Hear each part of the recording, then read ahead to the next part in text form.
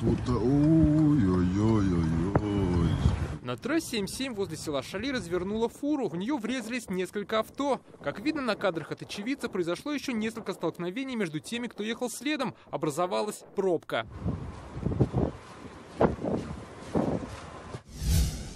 Также дорожный затор возник на трассе между Куюками и Казанью. Здесь развернула фуру, она перегородила всю проезжую часть. На трассе М7 в Актанырском районе около села Паисево загорелась фура. Судя по кадрам, огонь уже перекинулся на кабину водителя. В Казани на улице Губкина застрял автобус. Вытолкать его из снежной колеи помогают сами пассажиры.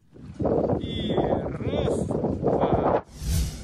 В поселке Высокая гора полностью замело выезд из садового общества. Местные жители наняли тракторы, только так смогли выбраться на большую дорогу.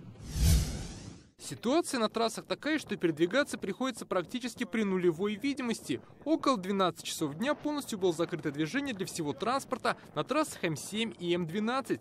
Для получения помощи на дороге действует единый номер звездочка 2323. Также можно обратиться в дежурную часть госавтоинспекции и диспетчерскую Министерства транспорта. Дмитрий Аринин, ТНВ, Казань.